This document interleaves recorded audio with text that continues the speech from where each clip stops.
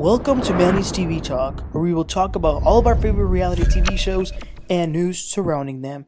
Grab a snack, a drink, and get comfortable because this starts now. Hello, everybody, and welcome back. Today, we're going to be talking about the new part of the season 6 Miami reunion. Let's get right into it. Already, and you made it harder. I did not make it harder for you, my love. So you're gonna tell me how I feel? You made it hard for me to be a friend to you. You made it hard for me to be a friend to you. I literally reached out to. I had the right to. Okay, guys, so it is the Real Housewives of Miami season 6 reunion part 2. For some reason, Bravo decided to air part 1 and part 2 the same week, back to back. And y'all know why they did that? Well, because they were making room for Erika Jayne's special on Wednesday. So that's going to be taking Miami's time. And then they're going to air the third part on a Thursday. So, listen, they always have treated Miami as the stepchild. And that is not cool at all. Let's get started because this is one of the best shows out there right now. So, let me just say, Alexia has a lot of flaws. But this woman is the MVP of the show. The fact that she said, screw the lunch break, let the cameras keep rolling. And this is actually the second time that she went and did some drama in the dressing rooms because she did that at the last reunion. So that's amazing. So Alexia and Larsa are fighting over who is telling the truth. They just called each other liars, but they're saying that they are not liars. Alexia says that she is the only one who doesn't lie and says that she's the most open on the show. Like, out of the whole cast, she's who shares the most. Larsa says that she's open too, and Alexia says that all Larsa did in her wedding was fight with Lisa. So Larsa says, well, you went to my charity event and made it all about yourself. Alexia says, well, Todd gave me a gift because it was my birthday, so I shouldn't even have been on your charity. I should have been celebrating my birthday. Damn. But then they have to go back to the set, and Kiki talks about her dildos a little bit. Apparently her daughter and her mom just think that they're children toys, so I guess that's for the best, that they don't know what they're for. So then Andy asks Lisa if her kids still think that Jodi is their gay uncle. Larsa says that they're pretty smart, they're not that young, so they know that that's going to be her boyfriend. Then Andy asks how is her divorce going, and Lisa says that it is actually worse now than it was before. Apparently he is now suing her for some artwork and stuff at the house. The police keep getting involved. She says she took some plants and that he claims that the plants are his. It's a mess. So he also called the police on Lisa's mom and aunt because apparently they were staying at the house and then Lenny brought his mistress out there. But Lisa has moved out of the house since then, and that's definitely made her have less stress and less issues. She is now living in a $32,000 a month condo, and Lisa says that in her marriage settlement agreement, it says that she has to live in a certain radius. So because she can't move too far, her and Jodi decided to come together and live together while the settlement house is being built. And the house has to be built because this is part of the legal agreement. Marysol asks if Jodi can live in the house eventually. She says that he can, but if they actually end up getting married, then he can't. Then they talk about that dinner, which Lisa felt was an ambush, where remember everybody was asking her and they kind of held her feet to the fire, asking what car she drove, what's going on with Lenny, is Jodi financially supporting her, is she spending too much money? So Lisa says that, first of all, this was her event. They were in Palm Beach and they were there to work on some, because Lisa was working on something that is gonna better herself, but she felt ambushed. So Alexia and Guerdy said that it came from a good place, but Lisa was very closed off. So Lisa says, I'm fighting the battle of my life. So Alexia, Kiki, and Guerdy say, wait a minute, Guerdy was literally fighting the fight of her life. Lisa was fighting her finances, like, let's be real. So Lisa loses it, and it's like a mixture of crying and screaming. She says, don't diminish what I was fighting for. I was fighting for my kids. Guerdy says yes, but they are healthy and they are alive. Then Nicole, I love Nicole because she's friends with both of them. She's friends with Lisa and she's friends with Guerdy. But she says, Lisa, you both were fighting for things that were important. But many times when Guerdy was going through some stuff, you seemed like you didn't care. Like, for example, when she was throwing up in that boat in Mexico, you were looking for some lipstick. The last thing that they say is that right now the custody for the children is 50-50, which is hard. So Andy says that he wishes her the best with Lenny and getting officially divorced. So then it is time to move on to another hot storyline. Ana Quinconces. So Andy says that Alexia and Marysol never really bite their tongue. Like, they can hold their own. So why did they leave the Mamacita Day brunch? Alexia says that she left for Marysol. So Marysol says that she felt that this was a very calculated move because she says that her mother died on Mother's Day and this was a Mother's Day brunch. But then Adriana kind of sounds like a broken record because she kept saying it wasn't a real Mother's Day. It wasn't a real Mother's Day. Andy had to tell her to basically shut up. So Marysol is crying because, it still hurts her that her mom died. And Adriana says crocodile tears. Listen, I love Adriana so much. I really do. But she crosses the line sometimes. And this was one of those times. So Nicole is asked to clarify why she invited Anna. Nicole says that Anna told her that she had actually spoken to Alexia and Marysol over the years.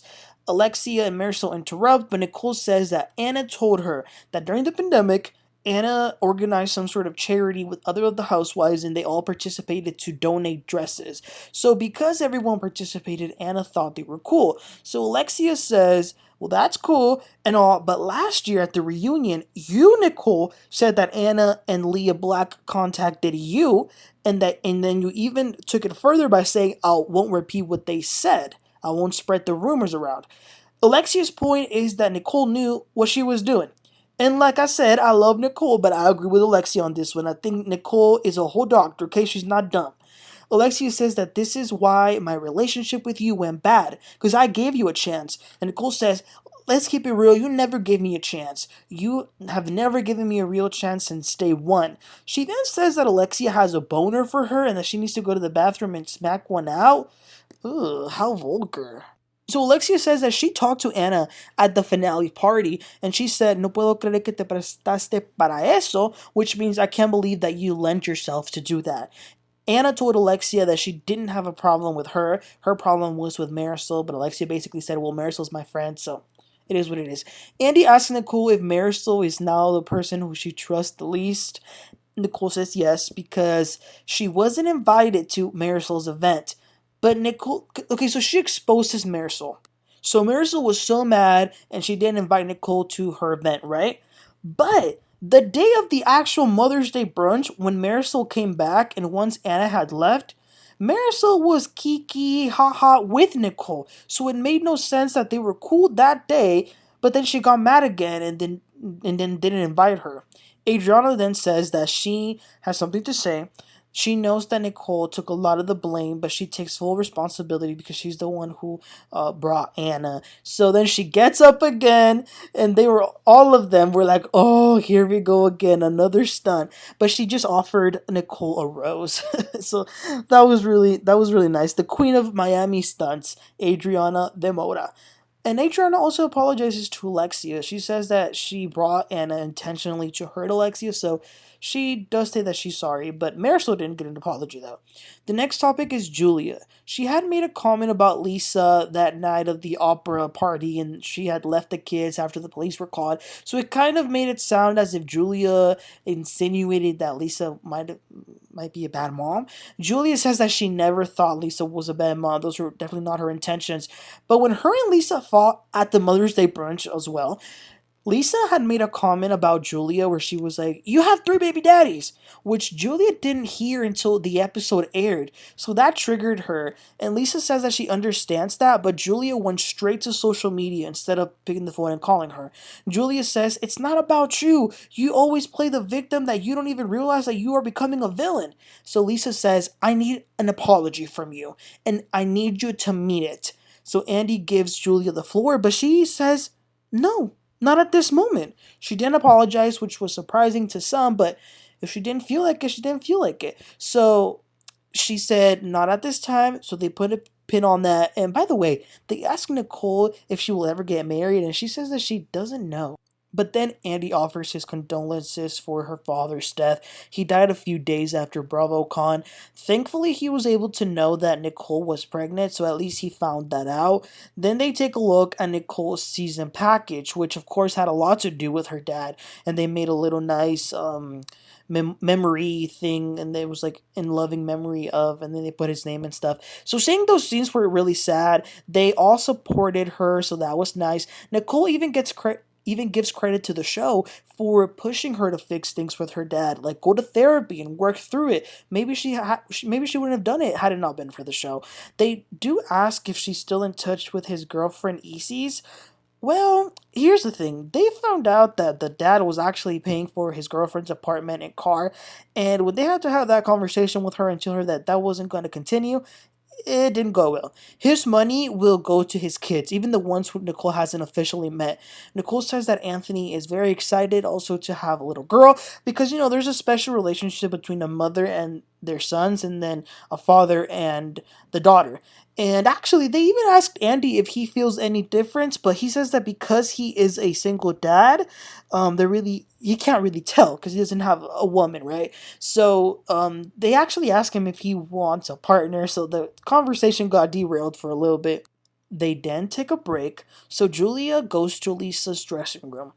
She tells Lisa that when she saw the episode and she saw the comment that Lisa made about the three baby daddies, her daughter had just sent her a bunch of pictures of when the daughter was a baby, but she accidentally sent her one of Julia's deceased son. I guess maybe she thought it was her.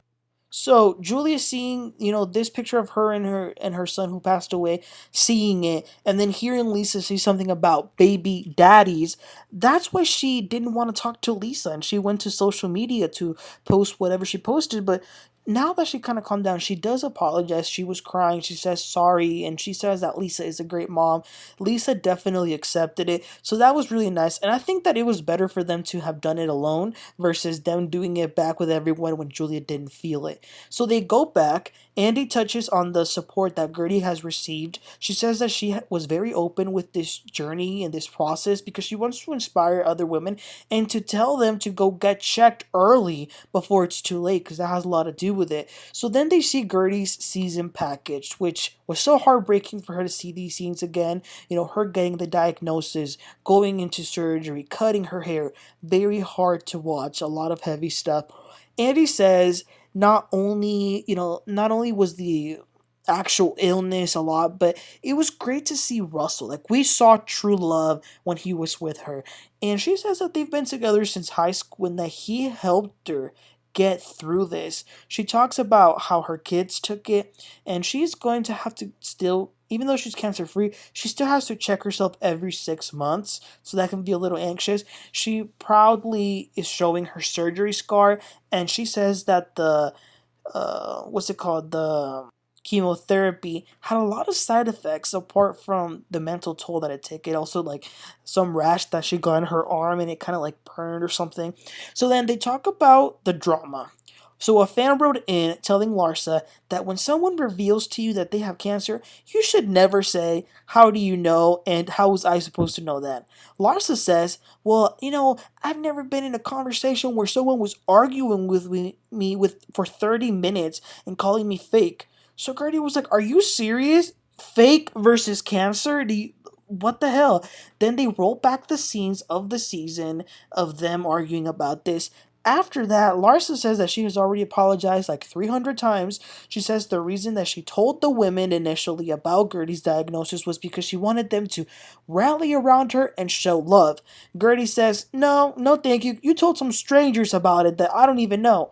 But they tell Larsa, Guerdy told you not to tell anyone. You knew. Larsa says that she thought Guerdy meant don't tell the press or the media. Guerdy says that she needs Larsa to take full ownership of what happened because in the moment where she was going through the hardest thing in her life, Larsa made it harder. Larsa says, "I didn't make it harder for you, my love." Wow. Guerdy says, "I have the right to tell you that you hurt me." And Larsa says, "You hurt me too." Oh my gosh. I told you guys this before. Only a woman with a character flaw is going to be fighting a woman that just had cancer and trying to one-up her on every single thing, including the illness. What is wrong with Larsa? She's got to be one of the most selfish housewives out there. Unbelievable. But yeah, you guys, that was the end of part 2. Part 3 will be next week. Wow, Miami is definitely bringing the fire every single week. I am loving Miami. And isn't it amazing how the three friends of the show, Kiki, Adriana, and Marysol, were in the couches the entire time for all three parts. Because you know how usually they'll wait a little, then they'll bring them out, then they'll send them back. But no, here, all of them have been here. So Miami, it's amazing. It's one of the best housewife shows out right now. But again, Larsa is disgusting. But y'all, let me know your thoughts in the comment section of about anything that happened in part 2. Please don't forget to like and subscribe, and I'll catch y'all next time. You have a great one.